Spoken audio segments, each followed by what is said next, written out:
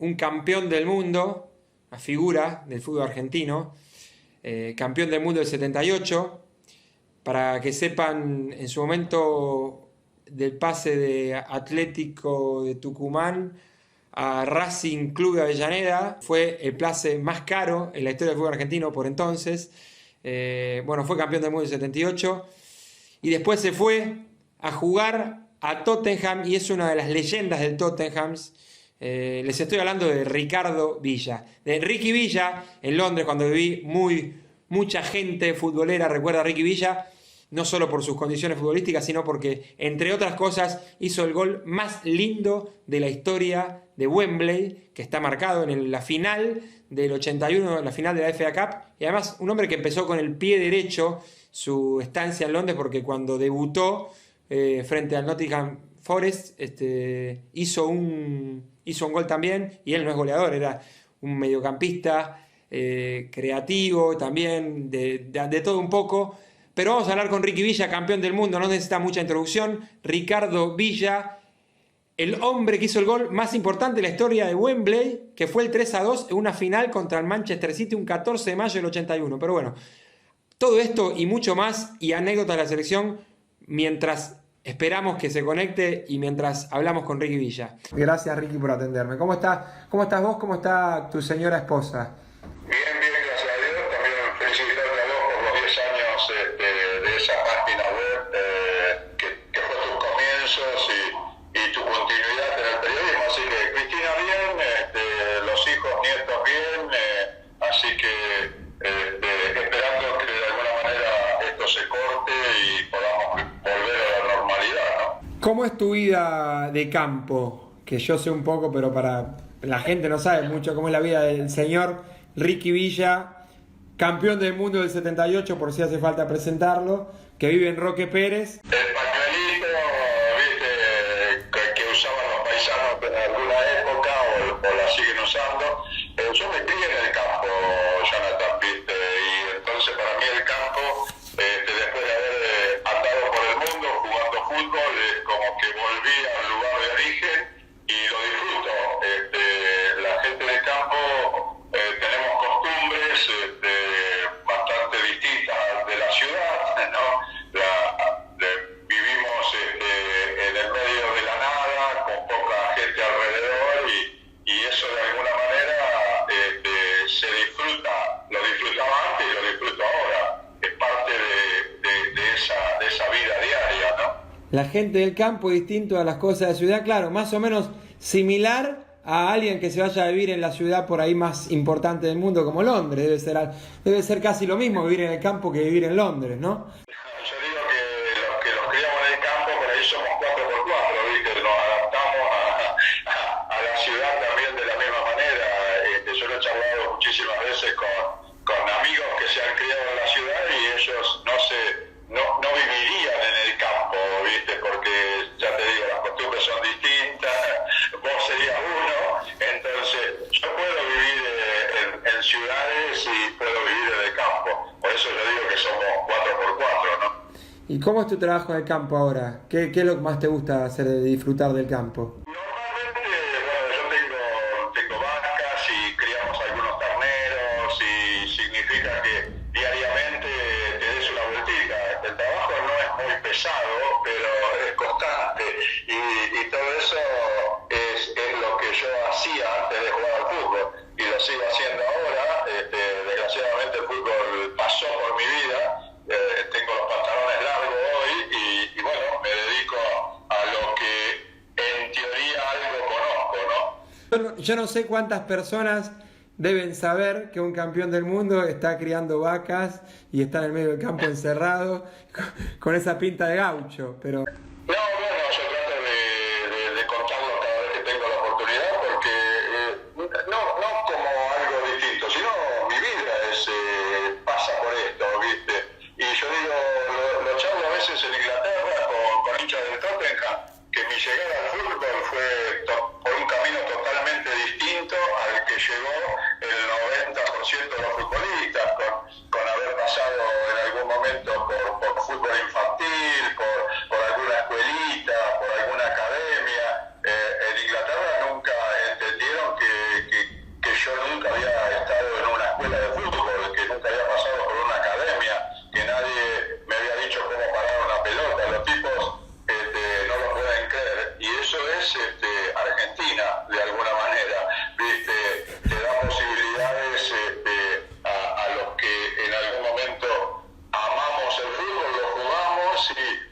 crecimos solos. Yo empecé a jugar al fútbol a los 17 años, al fútbol profesional. Lo jugaba aquí amateurmente en una liga local y bueno, parecía que eso no es lo ideal de un futbolista, ¿no? Bueno, pasando a unas cosas de fútbol y tus comienzos en el fútbol, ¿cómo fue? Yo creo que fuiste la venta en su momento, la venta más cara de la historia del fútbol argentino, cuando pasaste de Atlético de Tucumán a Racing. ¿Qué año estamos hablando? A ver exactamente. 77. En el 77, un pase de Atlético de Tucumán a Racing, $1 millón, el pase más caro de la historia hasta ese momento. ¿Qué significó? Sí, hay muchos comentarios con respecto a esa cifra y todo. Yo no creo que haya comenzado ahí, sino yo tengo mis dudas de cómo se manejan los clubes en la Argentina hoy. Yo creo que se gasta siempre mucho más de lo que recaudás y eso a lo largo es probable que te termine en quebrando el club, ¿viste? Conozco muy bien el fútbol de Argentina de adentro y las recaudaciones son mínimas comparado con los la gastos que hacen los clubes. Si no salís campeón, estás complicado económicamente y eso sería una de las cosas que tiene que cambiar la Argentina. Hay clubes que son chicos y tienen que pensar como club chico, ¿viste? Habrá muy pocos, River, Boca, San Lorenzo, Racing o algún otro independiente grande. Los demás son todos clubes chicos y con limitaciones económicas y quieren competir económicamente con los clubes grandes. Creo que tienen que competir generando futbolistas en sus inferiores. La inversión tiene que estar abajo, no arriba, cosa que nadie lo hace. Bueno, cosas de abajo que vienen de arriba. ¿Cómo fue ir de abajo cuando en el fútbol inglés se reabren las puertas a los jugadores extranjeros y vos llegaste con Osvaldo Ardiles, para quien está improvisando en la charla, llegaste con Osvaldo Ardiles, dos argentinos, como se llama la película, dos argentinos perdidos en vez de New York, perdidos en Londres. ¿Cómo fue la primera sensación? ¿Cómo fue tomar la decisión? Tenían cierta adrenalina, tenían muchos interrogativos, no sabían hablar inglés, me imagino, por entonces. Contame un poquito de eso. Todo argentino sueña con jugar en Europa. En aquella época y hoy es como que el dinero grande pareciera que está solamente en Europa y los contratos siempre son mucho más beneficiosos y sobre todo cobrables. Esa fue una de las grandes sorpresas que tuve cuando llegué a Inglaterra. Te cuento una anécdota chiquita. Llegamos, el club nos dio no sé cuántas libras esterlinas como para que fuéramos al supermercado y compráramos algo, porque no teníamos no teníamos libras. Entonces un día se nos terminan esas libras y con Osvaldo dijimos, bueno, vamos a ir al club a ver qué pasa. Había pasado ya los 10 días del primer mes y en el club dice, disculpen, nosotros ya le abrimos una cuenta sueldo en el club, en el banco, y nos habíamos olvidado de decirle porque es normal. Así que su plata está depositada en el banco, acá está la tarjeta. Así fue el único reclamo económico que yo tuve en Londres. Imagínate el gran cambio. Claro, vos llegaste pensando, hay que avisarles que no tienen que pagar como tenía que pasar en Argentina, y ellos ya te abrían la cuenta, ya tenían depositada tantas libras, y ustedes estaban improvisados en eso, era un mundo aparte, no entendían lo que estaba sucediendo, me imagino. Seguro. A veces no quiero ser duro con las definiciones, pero yo creo que jugué al fútbol profesional porque jugué 5 años en Inglaterra. Realmente ahí no hay excusas. Tenés los campos de entrenamientos, tenés la pelota, tenés la ropa, tenés todo lo que tiene que tener un futbolista para solamente pensar en el fútbol. En la Argentina y jugar, siempre hay una excusa alrededor, ¿viste? O nos falta esto, o nos faltaba el otro, y por supuesto que el dinero era una de los peores problemas, es decir, vos tenías que avisarle que ya había llegado la parte para pagar, y los clubes te dicen, vení mañana, pasado, y hay un desgaste de la persona con el dirigente, y eso es muy malo en el futbolista. En Inglaterra, ya te digo, el único reclamo que hicimos fue ese, que te conté hace un rato. De ahí nunca más hablamos de plata, de premios. Los premios a principio de año se arreglaban, estaban depositados todos los meses, hasta casi aburrido jugar en el fútbol inglés, ¿viste? Y bueno, para mí el fútbol inglés, incluso obviamente para vos más que para mí, yo creo que el fútbol inglés desde hace rato es el mejor del mundo. Totalmente, coincido. Mirá acá Cousillas, que estuvo como ayudante de campo De Pellegrini. que es de acá de Roque Pérez, coincidimos plenamente. Ellos dirigieron el Madrid, el Real Madrid, que en España es lo mejor. Y en el mundo. Y del mundo. Y hablando como liga, como organización, como estructura, como todo, y hoy económicamente es la liga que mejor paga en el mundo. Y también me gusta el fútbol que juegan.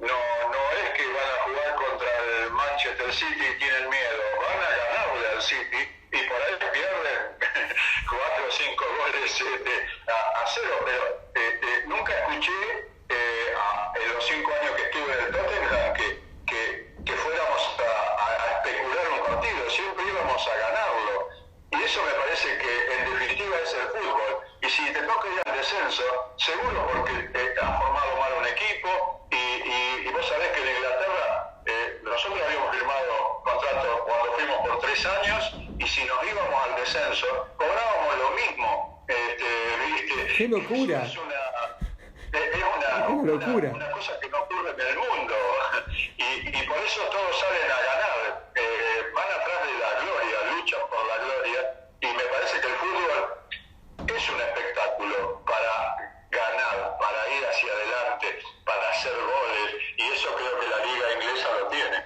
¿Existía una importancia tal vez de la FA Cup, que ganar la FA Cup era casi o tan importante como ganar la Champions League por aquel entonces? Totalmente. Cuando nosotros llegamos a Londres, habíamos escuchado Wembley, qué mística tenía, y los jugadores alrededor nuestro decían, la única forma de jugar en Wembley es llegar a la final de la FA Cup, ¿viste?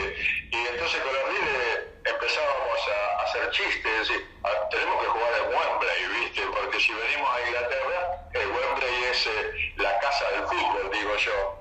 Y realmente en aquel momento era, no sé si más importante que la Champions, pero para los ingleses por lo menos era igual.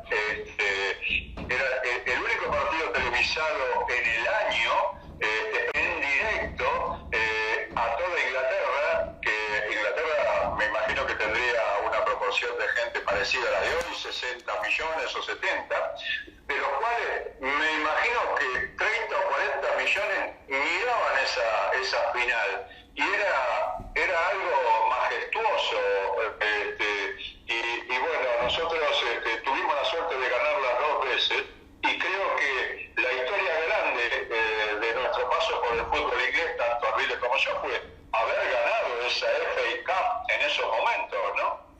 Bueno, y esa FA Cup, que ahí sí ya voy a entrar un poquito en también en lo personal, el señor Ricardo Julio Villa, yo fui a vivir a Londres, el sábado fui a ver la final de la FA Cup, y el domingo el señor me vino a buscar a mí en un hostel que yo vivía, más o menos, que dormía con 40 personas en una habitación en mis primeros días en Londres, y me invitó a tomar una cerveza, no fue un café, me invitó a tomar una cerveza en los parques, en uno de los parques cercanos donde estábamos, que por entonces ya ni me acuerdo ya dónde estaba yo, ya me voy a acordar, que Londres tiene eso, una de esas cosas que tienen parques hermosos. Me estaba intentando acordar la estación de metro, porque era el nombre de la estación de metro, pero bueno, no importa. Era cerca del centro. Y que ese día que llegué yo llegué el viernes a la noche. El sábado me fui a la final de la FA Cup, que la jugaron del 2017, fue Chelsea versus Arsenal, si no me equivoco. Sí. Y cuando me dan el libro de la FA Cup, bueno, vos lo sabés porque te lo mandé, creo, figura entre los momentos más históricos, emblemáticos, importantes, relevantes de la historia de la FA Cup, de gol de Ricky Villa, y estaba el gol de Ricky Villa, que es como decirle a la gente que por ahí no todo el mundo lo tiene por qué saber. Maradona tiene una plaqueta con que hizo el gol más importante de la historia de los mundiales en el Azteca. Y para Wembley, para Inglaterra, hay un argentino también, que es Ricky Villa, que hizo el gol más lindo en la historia de Wembley. Y en una final de la FA Cup. Sí, bueno, también se cumplían 100 años de la Copa, ¿viste? Fue un momento. Los hinchas se acuerdan específicamente de algunas cosas puntuales, ¿no es cierto? El hincha del Tottenham no se olvida nunca más de eso, porque yo creo que jugué partidos interesantes o todo lo que vos quieras, pero la gente se acuerda de cosas puntuales. Yo en esa FA Cup hice un gol en la semifinal de 30 metros, que para mí no era mi estilo, ¿viste? Entonces la gente en la semi se acuerda también, y yo tengo un compañero, Gav Crooks, que jugaba conmigo. Él hizo 2 goles en esa semifinal y no se acuerda a nadie, e hizo un gol en la final y me dice: vos me mataste, tus goles me pusieron en el anonimato, embromamos hoy. Y algo de eso pasa, porque la gente no se acuerda de todos los partidos y de todo, se acuerda de cosas puntuales, y eso pasa con la FA Cup y el gol mío. La verdad, en su momento no me di cuenta, pero hoy, cuando regreso a Inglaterra, me hablan como si fuera ayer de ese gol, y ese gol hace 40 años. Bueno, después vamos a volver para atrás, pero me dijiste: cuando voy hoy a Inglaterra, contanos cómo es que vos, bueno, lamentablemente este año no irás, pero cómo es que el señor con quien estoy hablando es invitado todos los años para dar charlas a los hinchas, para reunirse, para hablar de ese gol de la FA Cup y de muchas cosas más de la historia del Tottenham. Sí, la verdad es bastante increíble. A veces yo siento hasta cierta vergüenza, porque los tipos me reciben en esos bares que vos decís, con aplausos y con reverencias que a mí no me parecen justas, ¿viste?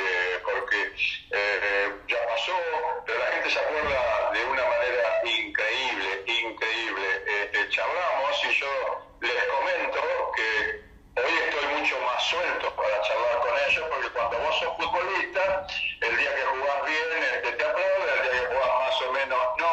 Entonces la relación con el hincha no es tan fluida como es hoy.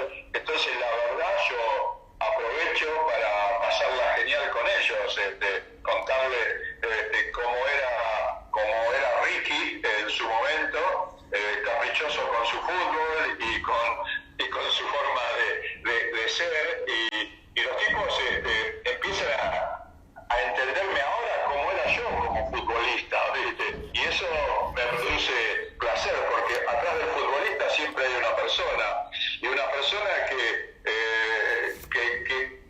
es distinto todos los días. Entonces yo diría que en Inglaterra, yo digo, un día me levantaba bien, jugaba bárbaro, el día que me levantaba mal no tenía las mismas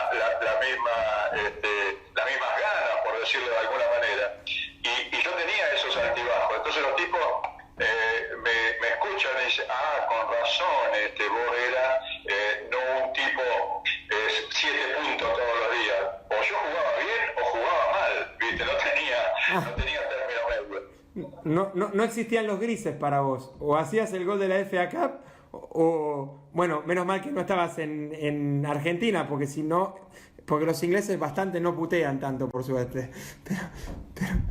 No, pero yo me acuerdo de con mis comienzos en Quilmes, me puteaba la gente porque yo era fiaca para jugar, era vago. En la época mía se hablaba de que el que corría mucho no sabía jugar o jugaba mal.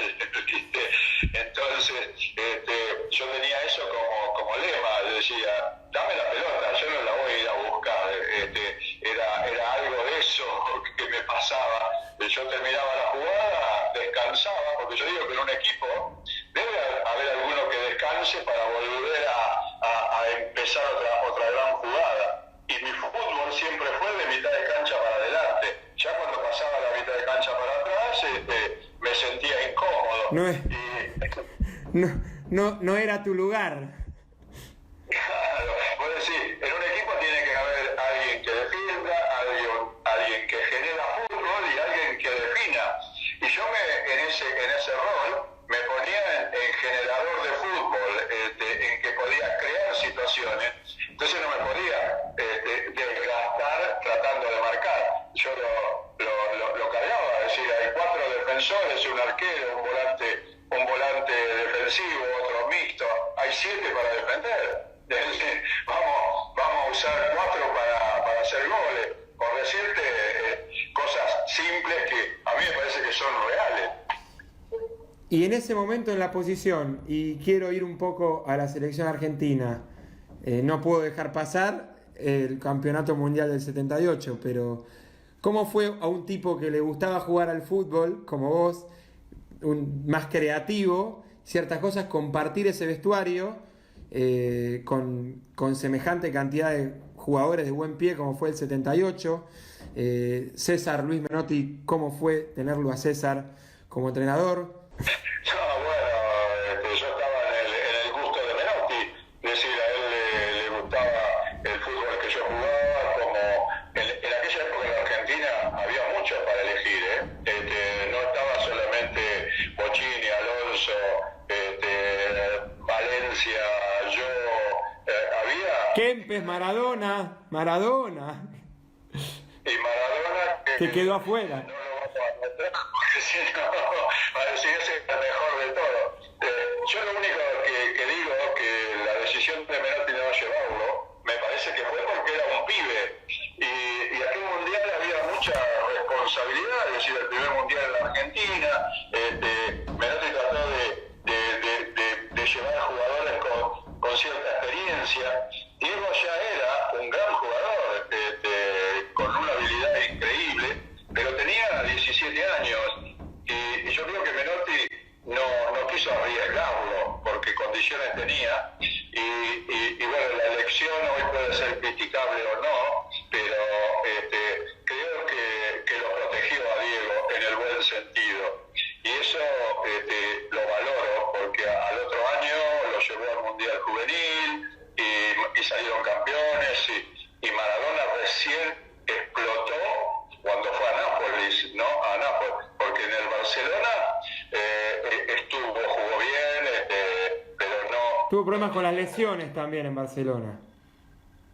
Claro, también tuvo la lesión en el tobillo y creo que Maradona se sintió cómodo fuera de la cancha en Italia, es decir, más allá que su popularidad después lo hizo sentir incómodo, pero llegó a Italia y se sintió querido, protegido y fue lo que hoy es Maradona, un mito, y creo que es el futbolista a mi gusto el mejor futbolista de la historia argentina para mí es Maradona, y gracias a Dios tenemos a Messi hoy, que es otro, son 2 argentinos que pueden ser para uno primero segundo o segundo primero. Eso es genial, eso habla del fútbol argentino como una cuna del fútbol y que de alguna manera la hemos ido perdiendo. Ya no aparecen tantos futbolistas de ese nivel porque pareciera que lo único que importa hoy es ganar y si vos perseguís solamente el objetivo de ganar es difícil formar jugadores, ¿no? hablando un poco del 78, ¿qué cosas hicieron clic en la selección desde el comienzo hasta el final y por qué Argentina salió campeón del mundo en el 78 con ese plantel? Mira, en aquella época se hablaba de que el fútbol europeo era distinto, que tenía ritmo, que tenía una dinámica, que los argentinos no la teníamos y que era difícil enfrentar equipos europeos, que realmente algo de esto existía, ¿viste? Y había muchos mitos que ninguno de nosotros lo sabía y los conocíamos porque escuchábamos hablar de Europa a través de una radio, ¿viste? Era todo imaginación y nosotros, Menotti nos convencía de que nosotros teníamos que jugar nuestro estilo, no pensar en cómo corrían los europeos, sino de cómo podíamos manejar la pelota, cómo podíamos manejar el partido, porque en realidad el europeo tiene otra dinámica, otra forma de jugar fútbol. Y nosotros no queríamos competir con ellos en su mismo hábitat, queríamos competir con lo que nosotros sabíamos y Menotti nos convencía de que podíamos. Creo que no hubo un clic definitivo, pero sí hubo una cosa que nos fuimos dando cuenta a través de los partidos, que podíamos con nuestro estilo conseguir el campeonato del mundo. Y a medida que fueron transcurriendo los partidos, nos fuimos convenciendo de que podíamos con ese estilo que el flaco quería. Nunca cambiamos esos pensamientos y esos convencimientos y el equipo creció a través de la presión, porque el futbolista, vos podés imaginarte un partido antes, táctica y estratégicamente el partido lo planeás de una manera y a los 5 minutos cambió todo el panorama y es como que tenés que replantearlo y el flaco nos tiraba pautas de lo que debíamos hacer en determinado momento. Por ahí íbamos perdiendo 1-0 a los 5 minutos por un penal y entonces decir, lo que habíamos planeado no era eso, porque ningún técnico va a planear que va a ir perdiendo 1-0 a los 5 o 10 minutos. Entonces fuimos creciendo con ese convencimiento del flaco, porque yo creo que los técnicos son muy importantes en cuidar a su equipo, ¿no? En fijarse cuáles son las virtudes, los defectos y crecer a través de él. Si yo me pongo a pensar que voy a jugar contra Holanda a la final y que son buenos y que nos pueden ganar, olvidate. Nosotros en la final pensamos que le podíamos ganar, estábamos convencidos, porque íbamos a hacer lo que sabíamos, y eso es muy importante. Nosotros creo que nunca más se va a dar una etapa como la del 78, que tuvimos 6 meses concentrados, José Cepaz, que no eran las condiciones que puede tener un futbolista hoy, estábamos bien, pero con algunas limitaciones y todo eso. Entonces podíamos hacer lo que el flaco quería. El flaco había elegido jugadores que podíamos hacer eso, y eso hizo que el equipo se fuera fortificando cada partido y creo que eso fue en definitiva lo que nos llevó al título, más allá de los riesgos que hubo en la final, el tiro del palo, de Resenbrink o algo así, podía haber cambiado la historia. O la pelota de Perú que pasa al costado del palo al minuto 0, a los 5 minutos. Y creo que hubo un tiro del palo y uno que pasó, viste, los primeros 15, Perú nos pegó un baile bárbaro y después... Y había que hacer 4, si hacen el gol en el minuto 5, hoy no estamos hablando que Argentina fue campeón del mundo en el 78. Olvídate, viste, también hay que tener un poco de suerte, ¿no? No es solamente el fútbol tiene esas cositas, la pelota pega en el palo y se va afuera, o pega en el palo y se va adentro, y eso cambia la historia de un mundial o algo así. Y creo que Argentina tuvo algo de todo eso, era inmanejable, pero lo que el flaco podía manejar con Pizzarotti y con todo era nuestro convencimiento, y gracias a Dios lo logró. ¿Cómo fue la sensación de estar jugando en Londres, de ser argentino en el medio de la guerra de las Malvinas, que por ahí para ellos no era un problema Ricky Villa, pero para los argentinos era el odio contra los ingleses?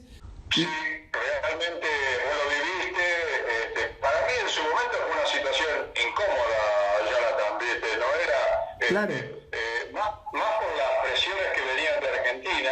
En aquel momento había periodismo que me llamaban y medio que me incitaban a que tenía que dejar el país, que abandonar Londres y el fútbol. ¡Qué locura! Era nuestro enemigo y todo eso. Y yo trataba de decir que no había que mezclar política con fútbol o con deporte. El deporte es algo sano, algo distinto. No digo que los gobiernos no lo usen en determinado momento al deporte como para alguna excusa, pero en Inglaterra me trataron muy bien, como vos decís, nunca me hicieron sentir incómodo, yo me sentía incómodo, pero los ingleses siempre me trataron de la mejor manera, y como decís vos, ellos me decían, no es un conflicto entre seres humanos, entre vos y yo, es un conflicto entre gobiernos, y nosotros no tenemos nada que ver con eso, y así pasaba. ¿Hubo alguna decisión que tomaste en un momento que te sentiste incómodo, que dejaste de jugar algún partido, o te automarginaste por algo en algún momento, por toda esa situación del conflicto que pasaba de Malvinas, de algunas cosas que te decían desde acá vos? ¿Pasó algo de eso? No sé exactamente los entretelones, pero me acuerdo que yo charlé con el técnico en la semana y hablábamos de que yo no me iba a sentir cómodo en una fiesta inglesa, como era la FA Cup, estando mi país en conflicto con Inglaterra. Y nos pusimos de acuerdo rápido. Al técnico también le parecía normal esta decisión mía. Yo no sé si hubo otras presiones al club políticamente, ¿no? Porque uno nunca sabe. Pero yo recuerdo eso simplemente. Y el día de la FA Cup, de ese sábado, hubo periodismo alrededor de casa, había autos y cámaras, que fue el único día que me sentí incómodo. Entonces yo llamé al club y le digo, tengo periodistas acá que no me dejan tranquilo, y el club me contestó, me dice, ¿lo están molestando, Ricardo?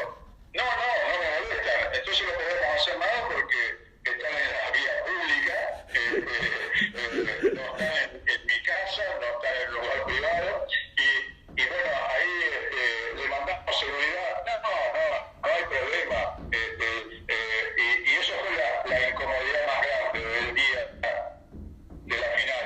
Después hubo un replay, y fui al partido, no como futbolista, sino como hincha, y la verdad me trataron bárbaro. El inglés está acostumbrado a ese tipo de conflictos, ¿no? O sea, pero imagina el detalle de lo que te sucedió, porque no quiero dejar pasar el detalle.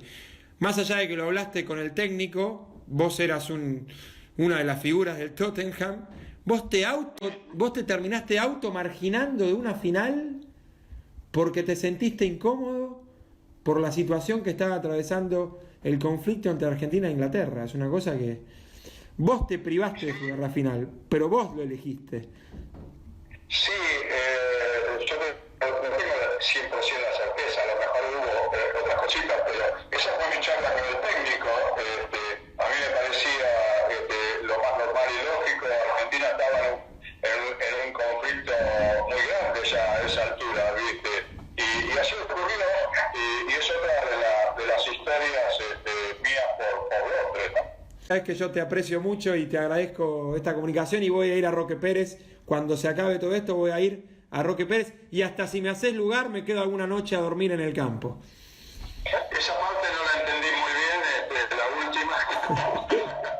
Ha sido un gusto, y ojalá que podamos hacer esa reunión a Roque Pérez. Un abrazo grande y estaremos en contacto. Abrazo grande, saludos, gracias Ricky. Vale. Chao.